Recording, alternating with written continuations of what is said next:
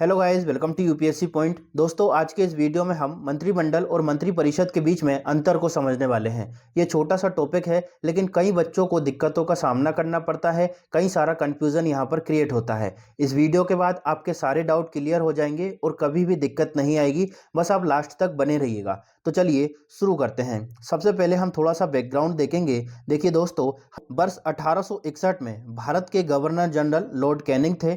इन्होंने पूरे भारत को एक पोर्टफोलियो सिस्टम यानी विभागीय व्यवस्था में बदल दिया। मतलब रक्षा विभाग को अलग बना दिया, सैनिक विभाग को अलग बना दिया, ठीक है, सार्वजनिक विभाग को अलग बना दिया। मतलब पूरे इंडिया को एक पोर्टफोलियो सिस्टम में बदल दिया, जिसको आज के टाइम में हम मंत्रालय या मिनिस्ट्री बोलते हैं। दोस्तों, हर मंत्रालय का एक प्रमुख होता है जिसको मंत्री कहा जाता है। जैसे रक्षा मंत्रालय का प्रमुख होगा रक्षा मंत्री, गृह मंत्रालय का प्रमुख होगा गृह मंत्री, विदेश मंत्रालय का प्रमुख होगा विदेश मंत्री। तो हर मंत्रालय का एक प्रमुख होता है जिसको मंत्री कहा जाता है, और इन्हीं मंत्रियों के समूह को हम मंत्री परिषद कहते हैं। आपको ये याद रखना है दोस्तों, ये जो मंत्री परिषद होती है वो सामूहिक रूप से सिर्फ और सिर्फ लोकसभा के प्रति उत्तरदायी होती है और व्यक्तिगत रूप से राष्ट्रपति के प्रति उत्तरदायी होती है। अब हम जानते हैं मंत्री परिषद क्या होती है, फिर हम जानेंगे कि मंत्रिमंडल क्या होता है, फिर हम इन दोनों की तुलना करेंगे ताकि आपको अच्छे से अंतर समझ आ सके। सबसे पहले हम बात करते हैं मंत्री परिषद की, जिसको अंग्रेजी में काउंसिल ऑफ मिनिस्टर्स कहा जाता है। दोस्तों, जो मंत्री परिषद होती है ना, उसमें 3 तरह के मंत्री शामिल होते हैं: कैबिनेट मंत्री, राज्य मंत्री और उपमंत्री। ठीक है, तो आपको ये समझ आ गया होगा कि मंत्री परिषद में 3 तरह के मंत्री शामिल होंगे: कैबिनेट मंत्री, राज्य मंत्री और उपमंत्री। अब बात करते हैं कैबिनेट मंत्री किसे बनाया जाता है। तो देखिए दोस्तों, जो सबसे प्रभावशाली, सबसे वरिष्ठ और अनुभवी व्यक्ति होंगे ना, उनको कैबिनेट मंत्री बनाया जाता है। और भारत के सबसे इंपॉर्टेंट विभाग या फिर मंत्रालय कैबिनेट मंत्री को ही सौंपे जाते हैं, जैसे रक्षा मंत्रालय, वित्त मंत्रालय और विदेश मंत्रालय। तो जो सबसे ज़्यादा इंपॉर्टेंट मंत्रालय होंगे वो कैबिनेट मंत्री को सौंपे जाएंगे, और सबसे जो प्रभावशाली व्यक्ति होंगे उनको कैबिनेट मंत्री का दर्जा दिया जाएगा। आपको इतना समझ आ गया होगा। अब बात करते हैं राज्य मंत्री की। तो देखिए दोस्तों, कैबिनेट मंत्री जो होता है उसको पूरे मंत्रालय का काम सौंप दिया जाता है, लेकिन उसकी मदद के लिए कोई ना कोई तो चाहिए ना, ताकि वो अच्छे से कार्य प्रशासन को संभाल सके। तो कैबिनेट मंत्री की जो मदद है उसके लिए एक व्यक्ति को नियुक्त किया जाता है, जिसको राज्य मंत्री का दर्जा दे दिया जाता है। ये जो राज्य मंत्री होते हैं ना दोस्तों, वो कैबिनेट मंत्रियों की सहायता करते हैं, कैबिनेट मंत्री के अधीन ही काम करते हैं। इनको और कुछ काम नहीं करना है, कैबिनेट मंत्री की बस हेल्प करना है और उसके अधीन कार्य करना है। सामान्यतः जो बड़े मंत्रालय होते हैं जैसे गृह मंत्रालय, वहां पर राज्य मंत्री की नियुक्ति की जाती है। इसको एक उदाहरण से समझते हैं। जैसे अगर अमित शाह जो है वह कैबिनेट मंत्री हैं, गृह मंत्रालय उनके अंदर है, तो वहां पर एक राज्य मंत्री की नियुक्ति की जाएगी जो कि अमित शाह के अधीन रहकर उस विभाग से संबंधित, जैसे नारकोटिक्स हुआ, जेल प्रशासन हुआ, उसको संभालेगा। आसान भाषा में हम समझे कि देखिए, कैबिनेट मंत्री जो है वो बड़ा लेवल का मंत्री होता है, उसकी मदद के लिए एक राज्य मंत्री की नियुक्ति की जाती है ताकि कार्य को और आसान तरीके से और सरलता से किया जा सके। अब देखिए दोस्तों, जो राज्य मंत्री होते हैं वो 2 तरह के होते हैं। एक तो वो होते हैं जो कैबिनेट मंत्री की हेल्प करते हैं, कैबिनेट मंत्री के अधीन कार्य करते हैं, और दूसरे वो होते हैं जिन्हें स्वतंत्र प्रभार दे दिया जाता है। मतलब देखिए, 2 तरह के हो गए, एक तो कैबिनेट मंत्री के अधीन रहेंगे और दूसरे स्वतंत्र प्रभार के रूप में हमारे सामने आते हैं। अब इसको अच्छे से समझते हैं। देखिए दोस्तों, जब किसी राज्य मंत्री के पास में अपना खुद का मंत्रालय हो, ठीक है, और वह किसी भी कैबिनेट मंत्री के अधीन ना हो, तो उसको क्या बोलते हैं?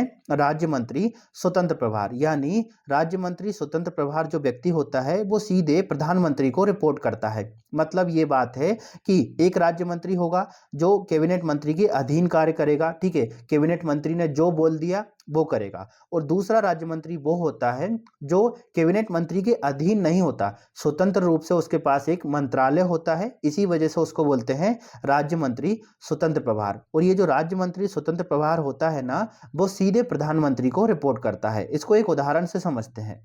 मान लीजिए एक छोटा सा मंत्रालय है, पर्यटन मंत्रालय, और वहां पर कोई भी कैबिनेट मंत्री नियुक्त नहीं किया गया है, ठीक है, तो सरकार वहां पर एक राज्य मंत्री को स्वतंत्र प्रभार के रूप में नियुक्त कर सकती है, उसको पूरा मंत्रालय दे सकती है। इसी वजह से उसको बोलते हैं राज्य मंत्री स्वतंत्र प्रभार। एक बार और समझा देता हूं, देखिए राज्य मंत्री दो तरह के होते हैं। एक तो वो होते हैं जो कैबिनेट मंत्री के अधीन कार्य करते हैं, उसने जो बोल दिया वही काम इन राज्य मंत्री को करना पड़ता है। दूसरे राज्य मंत्री वो होते हैं जो किसी के अधीन नहीं होते, उनको स्वतंत्र प्रभार दे दिया जाता है, ठीक है, उनके पास एक छोटा सा मंत्रालय होता है। तो आपको दोनों चीजें अच्छे से समझ आ गई होगी, कैबिनेट मंत्री क्या होते हैं और राज्य मंत्री क्या होते हैं। अब बात करते हैं उप मंत्री की। तो देखिए दोस्तों, हमने देखा कि कैबिनेट मंत्री की मदद के लिए कौन होता है, राज्य मंत्री, और राज्य मंत्री की मदद के लिए कौन होता है, उप मंत्री, ठीक है। देखिए कैबिनेट मंत्री की मदद कौन करेगा, राज्य मंत्री करेगा, और राज्य मंत्री की मदद कौन करेगा, उप मंत्री करेगा, ठीक है। ये सबसे जूनियर लेवल के मंत्री होते हैं, इनका काम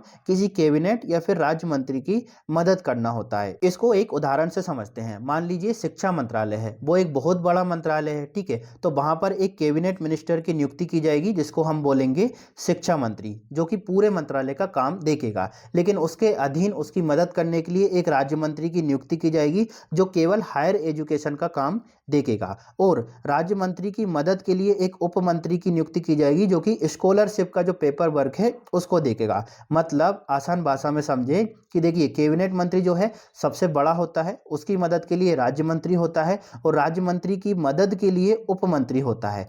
तो ये पूरे जो मंत्री हैं, कैबिनेट मंत्री, राज्य मंत्री और उप मंत्री, आपको अच्छे से समझ आ गए होंगे। अब बात करते हैं मंत्रिमंडल क्या होता है। तो देखिए दोस्तों, मंत्रिमंडल जो है मंत्री परिषद का सबसे शक्तिशाली और सबसे छोटा समूह होता है जिसमें केवल वरिष्ठतम मंत्रियों को शामिल किया जाता है। मतलब इसको आसान भाषा में समझे कि मंत्री परिषद जो है एक विशाल रूप है, बहुत सारे मंत्रियों का समूह है। उन्हीं मंत्रियों में से जो सबसे वरिष्ठ व्यक्ति होंगे, अनुभवी व्यक्ति होंगे और प्रभावशाली व्यक्ति होंगे ना, उनको मंत्रिमंडल में शामिल किया जाता है। मतलब मंत्री परिषद एक बड़ा रूप है, ठीक है, उनमें से कुछ लोगों को छांट लिया जिसको हमने बोल दिया मंत्रिमंडल या फिर कैबिनेट। इसको एक उदाहरण से समझते हैं। देखिए दोस्तों, जैसे सोशल मीडिया है, जैसे फेसबुक है, इंस्टा है, ठीक है, व्हाट्सएप है, उस पर आपके बहुत सारे दोस्त होंगे, तो उन सभी दोस्तों को, ग्रुप को क्या बोल दिया आपने, मंत्री परिषद। लेकिन उन्हीं दोस्तों में से सबसे ज़्यादा इंपॉर्टेंट, सबसे जो आपके बेस्ट फ्रेंड है ना, उनको आप शामिल कर लेते हैं मंत्रिमंडल में। मतलब मंत्री परिषद एक बड़ा रूप है, ठीक है, उसमें 60-70 मंत्री शामिल होते हैं, लेकिन उन मंत्रियों में जो सबसे प्रभावशाली होंगे ना, उनको बाहर निकाल लिया जाता है और उनको मंत्रिमंडल के रूप में हम जानते हैं। मतलब उनको मंत्रिमंडल का दर्जा दिया जाता है। तो आपको इतना समझ आ गया होगा कि मंत्री परिषद क्या है, एक बड़ा रूप है, उसमें से छोटे छोटे जो इंपॉर्टेंट लोग हैं उनको निकाल लिया और मंत्रिमंडल का दर्जा दे दिया, ठीक है, मंत्रिमंडल में उनको शामिल कर लिया। अब दोनों के बीच में क्या अंतर होता है, इसको और अच्छे से समझते हैं। देखिए दोस्तों, जो मंत्री परिषद होती है ना, उसमें 3 तरह के सदस्य होते हैं। कैबिनेट मंत्री होते हैं उसमें शामिल, ठीक है, राज्य मंत्री शामिल होते हैं और उप मंत्री उसमें शामिल होते हैं। लेकिन जो मंत्रिमंडल होता है ना, वो मंत्री परिषद का सबसे विशिष्ट और केंद्रीय भाग होता है। इसमें केवल कैबिनेट स्तर के मंत्री शामिल होंगे। मतलब मंत्री परिषद में आपके 3 तरह के सदस्य शामिल हैं, लेकिन मंत्रिमंडल में आपके सिर्फ कैबिनेट स्तर के मंत्री शामिल होते हैं।